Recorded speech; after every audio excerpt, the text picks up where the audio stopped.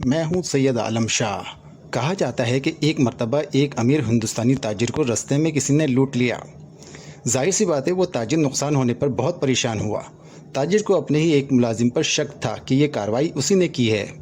इन दिनों बीरबल, जो कि एक मुखिया सेनापति के तौर पर अकबर बादशाह के महल में फ़राइज़ अंजाम दिया करता था और पूरे हिंदुस्तान में अपनी होशियारी की वजह से बहुत मशहूर भी था, इससे अमीर ताजिर ने मिलकर इस मामले में मदद मांगी। ताजिर की सारी कहानी सुनकर बीरबल ने एक ज़बरदस्त मंसूबा सोचा और ताजिर के तमाम नौकरों को महल में बुलाया। इसने नौकरों के साथ साथ एक सन्यासी बाबा को भी महल में बुलवाया। फिर हर एक मुलाजिम को एक एक छड़ी यानी स्टिक दी और ये छड़ी देने से पहले सन्यासी बाबा इस छड़ी पर 2 बार फूंक मारता। फिर ये छड़ी एक नौकर को पकड़ा देता।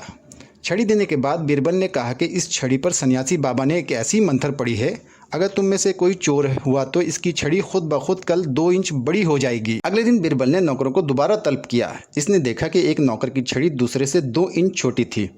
अब बीरबल यकीनन जान चुका था कि चोर कौन है।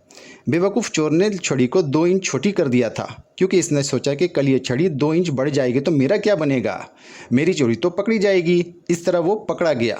सच कहा किसी ने कि सच कभी नहीं छुपता। मेरे प्यारे दोस्तों, इस कहानी से आपने क्या सबक सीखा, कमेंट्स करके ज़रूर बताइएगा। और आपके मुताबिक इस कहानी का क्या नाम होना चाहिए था, ये भी ज़रूर लिखिएगा। अगर ये वीडियो आपको पसंद आई हो तो इसे चुपके से लाइक कर दीजिएगा और चैनल को सब्सक्राइब भी कर दीजिएगा। और अगर पसंद ना आई हो तो आपकी खैर नहीं।